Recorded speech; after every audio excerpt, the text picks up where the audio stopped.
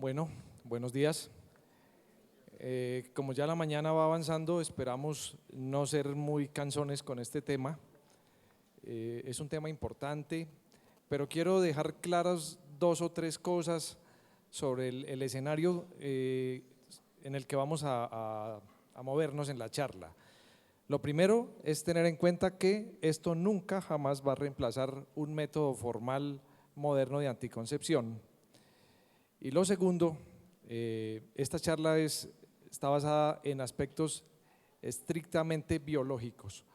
Por lo tanto, no nos vamos a meter y espero que no haya preguntas sobre aspectos éticos, porque tampoco tengo la respuesta. Yo no sé de dónde empieza la vida para algunos.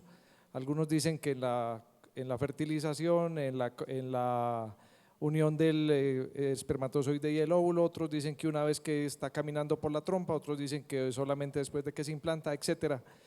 Las normas y las recomendaciones de tipo ético no están claras en todos los países y Colombia es uno de los que menos tiene o no tiene nada. Entonces, espero que en ese asunto pues no nos vamos a meter. La anticoncepción de emergencia no es un tema nuevo y lo primero que tengo que decirles es que lo que sí es nuevo es el nombre. Es anticoncepción de emergencia, lo que antes se llamaba anticoncepción del día siguiente, píldora del día siguiente, pero resulta que con esos nombres lo que uno puede hacer es entorpecer un poquito el uso del método, porque entonces la gente podría pensar que tendría que esperar hasta el día siguiente para tomar la pastilla, o que si el día siguiente por la mañana no pudo y por la tarde tampoco, entonces se le convirtió en un problema. Entonces vamos a hablar de solamente anticoncepción de emergencia.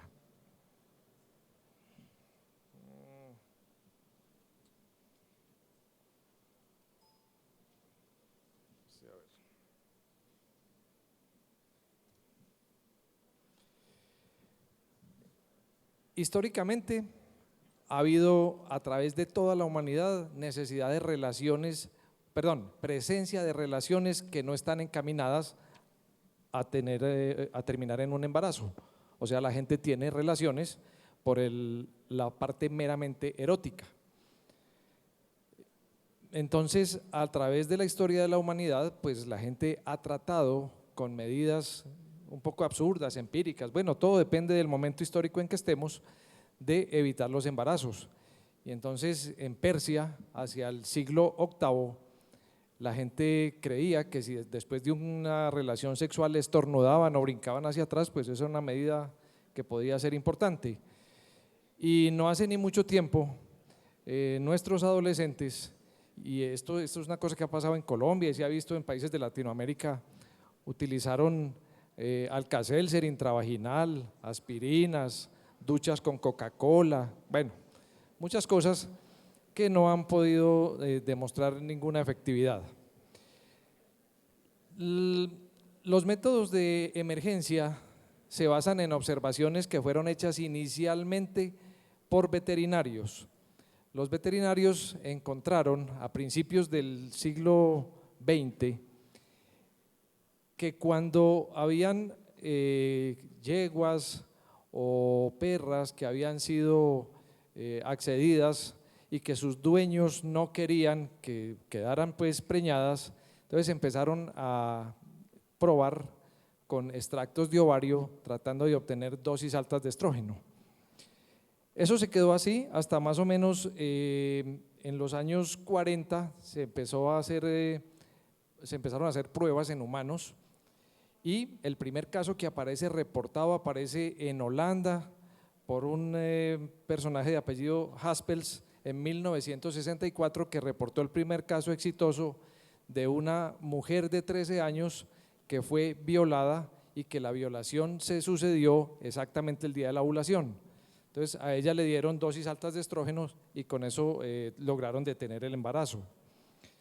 Luego en los Estados Unidos siguieron investigando, hacia los años 70 se empezó a estudiar la combinación de estrógenos y progestinas y para 1974 el doctor Albert Juspe, que es un canadiense, pues es un personaje que todos ustedes leyeron alguna vez, publicó sus primeros estudios utilizando la combinación de etinil, estradiol y levonorgestrel, con éxito. Pero simultáneamente Quesero en los Estados Unidos empezó a trabajar con el uso de progestinas, o sea, el utilizar solamente las progestinas sin contar con los estrógenos. Y el desarrollo de esto también se dio en la misma década, y terminando los años 70 apareció el dispositivo, la T de cobre, para uso pues como anticonceptivo en esta condición. En los años 80 aparecieron otras sustancias, pues ya habían aparecido, pero se empezaron a usar como métodos de emergencia, y entre ellos está el danazol.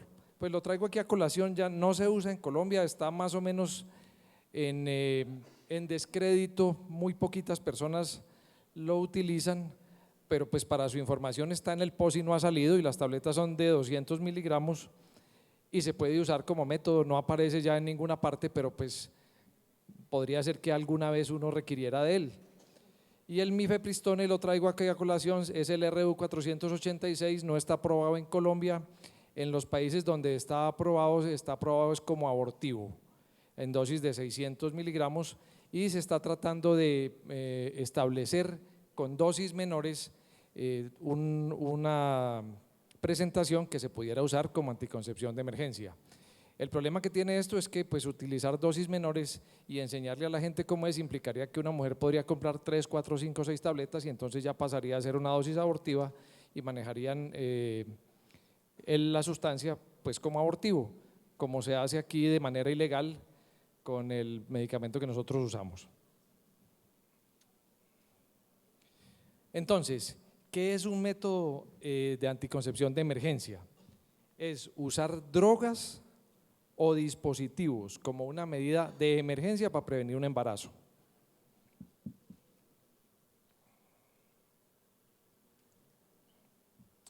¿Cuál es el mecanismo de acción? El estrógeno y la progesterona solos o en combinación inhiben o retrasan la ovulación. Este es lo principal. Aquí aparece la palabra incierto. Incierto no, eso en la diapositiva quedó mal. No es el mecanismo principal, porque resulta que estas sustancias sí influyen en todas estas circunstancias: la fertilización, transporte del gameto, endometrio, función del cuerpo lúteo e implantación. ¿De qué manera? Lo vamos a ver ahora con una gráfica para recordarles, hacerles un recordaris importante de cómo es el ciclo menstrual, y para que tengan en cuenta, que no se les olvide que una mujer no puede ser embarazada sino una vez al mes, y que la opción de embarazarse es muy poca, y que así no se utilicen métodos de anticonceptivos, si no se utilizaran, la posibilidad de que haya un embarazo por cada coito no protegido no es mucha. Eso para los hormonales. Y para el dispositivo intrauterino, que ha sido visto por grupos grandes como abortivo, básicamente su efecto consiste en inhibir la fertilización por toxicidad. La toxicidad es de los iones de cobre, esa toxicidad es sobre los espermatozoides, y entonces trabajan sobre la fertilización y trabaja sobre el transporte de los espermatozoides, pero también podría tener un efecto endometrial por el hecho de que podría producir una endometritis crónica, pues por los iones de cobre que tiene. El riesgo de embarazo, si ustedes lo miran, el riesgo de embarazo es apenas del 8%. Cuando una pareja tiene un coito no protegido, la posibilidad de que salga un embarazo de ahí en general global es solo del 8%. ¿Por qué?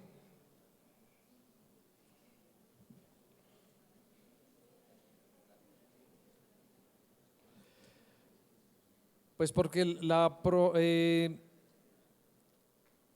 solamente es posible embarazar a una mujer cuando la relación y los espermatozoides fecundantes están disponibles entre -5 o -6 días de la ovulación y máximo un día más allá de la ovulación.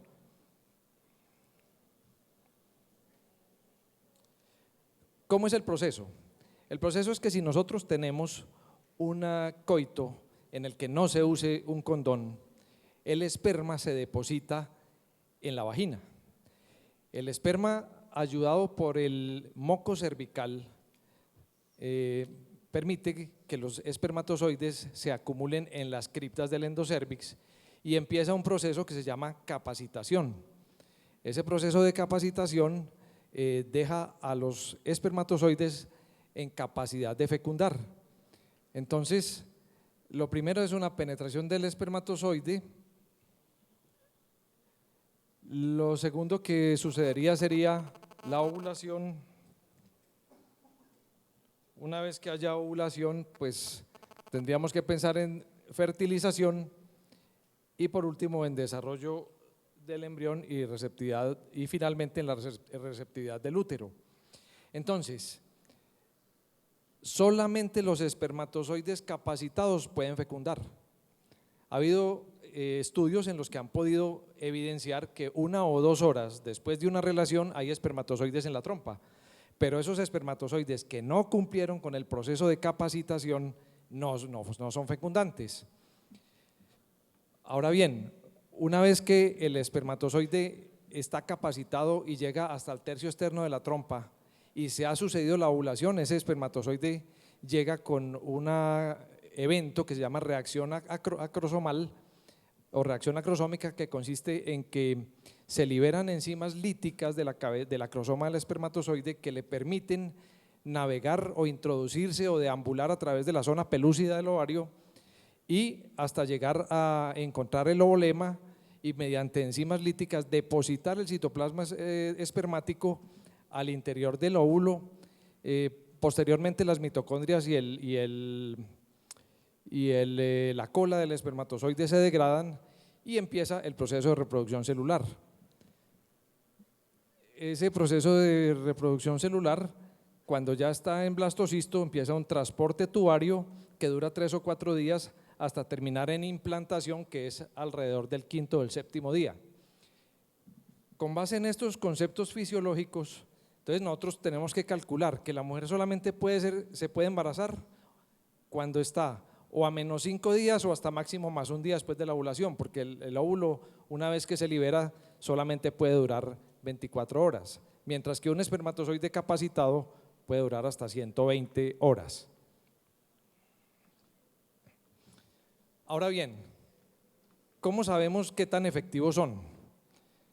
Si nosotros cogemos una operación muy simple y decimos cuántos embarazos salieron, se observaron por el número de relaciones no protegidas, entonces pues uno pensaría que la efectividad de los métodos es muy alta. Pero resulta que si tenemos en cuenta lo que les acabo de mostrar, que solamente el 8% de una relación no protegida puede terminar en embarazo, entonces el ambiente en el que uno debería hacer la medición y que está recomendado es este. La estadística se hace teniendo en cuenta el número de embarazos observados sobre el número de los embarazos esperados.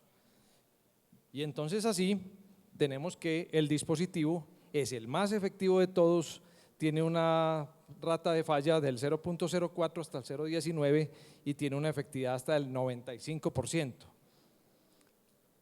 El acetato diolipristal, que es una sustancia antiprogestina, es de los no dispositivos, o sea, de los hormonales, el segundo más efectivo, que es del 1,4%. Puede prevenir el 75% de todos los embarazos, y el levonorgestrel tiene una rata de falla del 2 al 3% y solo puede prevenir hasta el 50% de los embarazos. Esto los clasifica como muy buenos. Ahora bien, los métodos también pueden fallar con base en ciertas circunstancias, y las circunstancias pues más frecuentes que tenemos nosotros, a las que tenemos que enfrentarnos, es el índice de masa corporal. Para mujeres con índice de masa corporal mayor de 30, el riesgo para levonorgestrel es de 4 veces más. Aquí ven el intervalo de confianza y el odds ratio. y cuando se utiliza ulipristal el riesgo es solo la mitad, 2 veces más. Bueno, perdóname, esto es para índice de masa corporal mayor de 30 y esto es levonorgestrel y ulipristal, y este es para índice de masa corporal menor de 30, o sea entre 25 y 29.9. Cuando se utiliza levonorgestrel el riesgo es 2 veces mayor, pero si utilizamos acetato de ulipristal no hay un incremento significativo, o sea que básicamente las cosas no…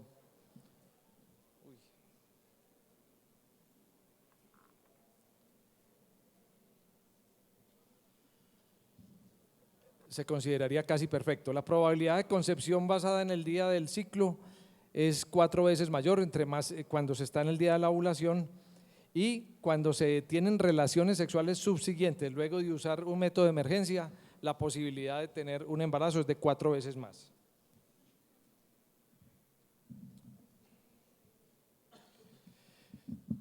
Recurrimos a esto para que miren allí ahí cuáles son las intervenciones en anticoncepción de emergencia. No, pues no les voy a hablar de eso detalladamente ni tampoco muy grueso.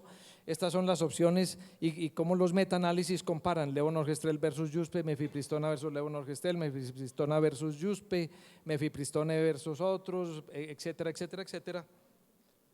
Y pues estos son los resultados esperados que están de acuerdo pues con lo que yo les estoy tratando con la idea que les estoy tratando de mostrar.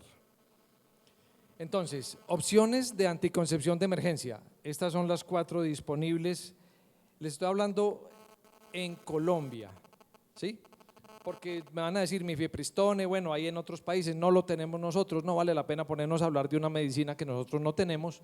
Danazol es una medicina que está en el POS, pero casi nadie la conoce, muy poquitas personas la usan, prácticamente por muchos ginecólogos está en desuso o en vía de extinción. Entonces hablamos de estas 4 cosas que son las más fáciles para nosotros. Dispositivo intrauterino es el de más alta eficacia, pero tiene dificultades. ¿Cuál es la dificultad? Que si yo quiero utilizar un dispositivo, pues la mujer tiene que ir a buscar un consultorio y tiene que buscar una persona que sepa ponerlo y que lo tenga y que tenga entrenamiento. Pero tiene un beneficio y es que si le fue bien y no quedó en embarazo, lo puede dejar, y si lo deja, entonces ya tiene una anticoncepción por un tiempo que puede dar hasta 15 o incluso más años. El ulipristal es una antiprogestina. Básicamente el ulipristal no estaba disponible en Colombia, pero ya lo hay, ya hay una presentación comercial. El ulipristal es una medicina o una progestina un modulador de los receptores de progesterona. Entonces, en este momento es el más efectivo por vía oral y se puede usar hasta 120 horas. Retrasa la ovulación o la inhibe, pero tiene un efecto muy, muy importante de acción sobre el endometrio. En este sentido, también inhibiría la implantación. En Colombia lo tenemos en una presentación comercial disponible en 30 miligramos. El levonorgestrel es el que está aprobado en las guías nuestras. Cuando se hizo la resolución 412 del 2000, las guías tenían aprobado para Colombia el uso de etinilestradiol más norgestrel, pero las guías fueron revisadas en el 2005 y aplicada la revisión desde el 2008, y entonces desde ese momento en Colombia se dispone del uso del levonorgestrel en tabletas o presentación comercial para esta destinación específica de anticoncepción de emergencia, y se consigue en tabletas de 1.5 miligramos o de 0.75. Bueno, ¿qué problemas tiene? Pues para nosotros es el método más práctico, pues porque es el que tenemos más a la mano. El ulipristal sería muy bueno, pero todavía la gente no lo conoce. Es mucho más efectivo que el yuspe porque no tiene la incidencia del yuspe en cuanto a los efectos secundarios, náusea, vómito, cefalea o sensibilidad mamaria. Esta es la dosis, 1.5 miligramos en una dosis o repartido en 2. La recomendación es que se utilice en una sola dosis. ¿Por qué?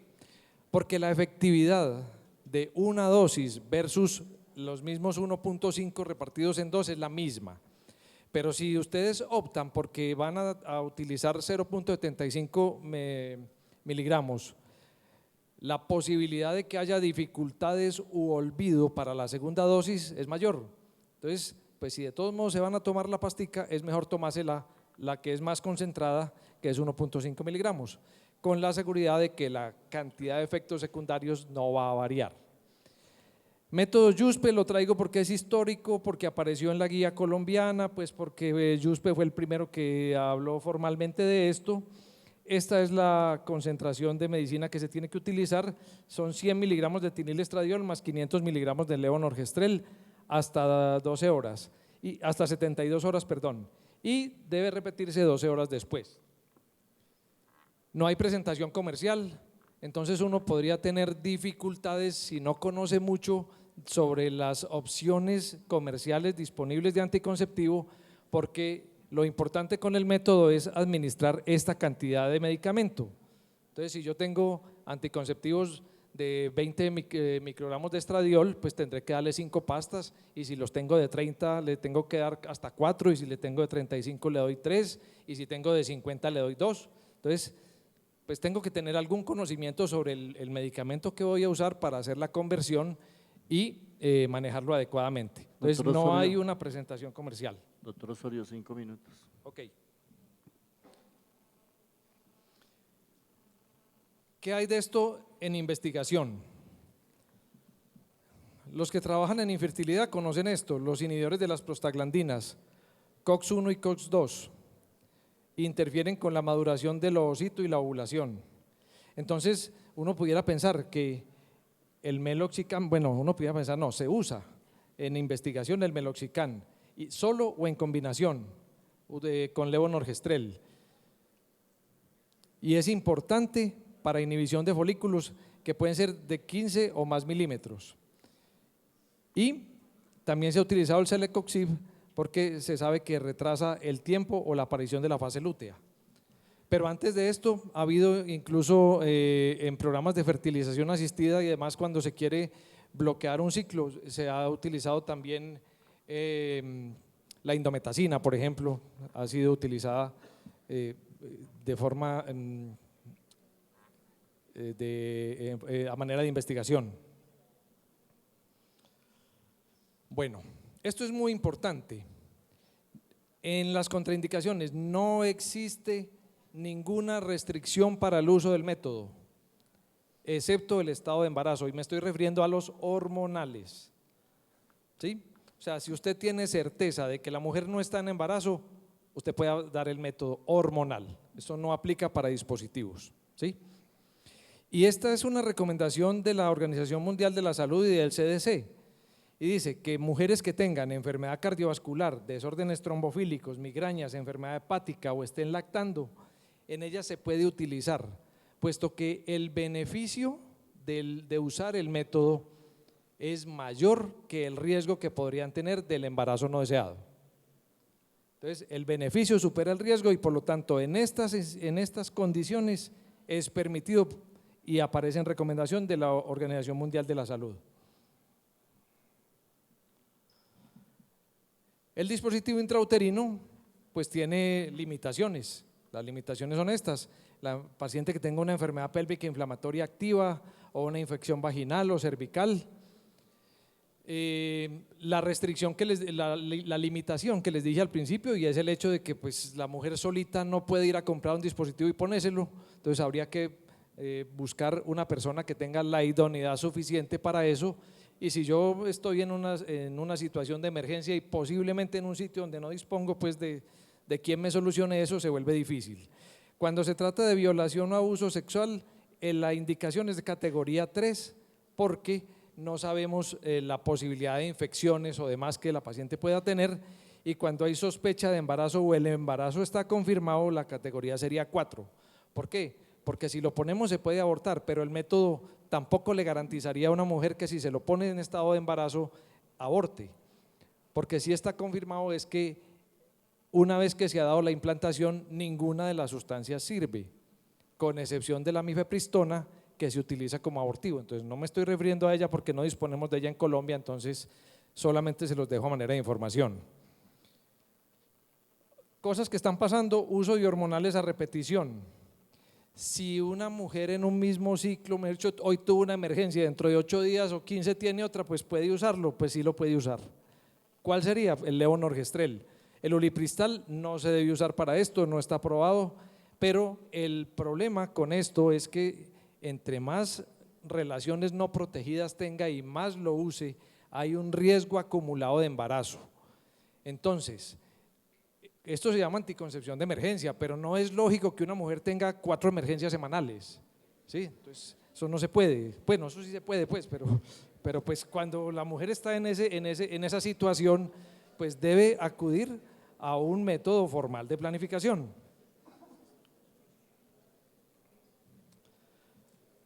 Algunas cosas que no son tan nuevas es el uso de anticonceptivos pericoitales, y hay ya metaanálisis sobre esto. No hay todavía aplicabilidad pues, que esté reglamentada por guías, pero sí hay estudios y hay personas, estas personas que aparecen aquí, están hablando de uso de norepinefrina o levonorgestrel inmediatamente antes y después del coito como método primario de contracepción. Se denomina contracepción pericoital. Las dosis todavía pues no las voy a mencionar aquí porque todas son… cada personaje de estos trabaja con una dosis diferente y con un planteamiento distinto, 1 o 2 días antes del coito y hasta 2 o 3 días después del coito, y van a decir, ¿y eso qué emergencia es? Pues puede ser emergencia porque si la señora está en un sitio y su pareja vive en los Estados Unidos y le llega mañana, y entonces pues empezar a utilizar pastas de planificar y va en el día 10 del ciclo puede no ser muy efectivo. Entonces, es opción para algún tipo de personas. Mil gracias, muy amables.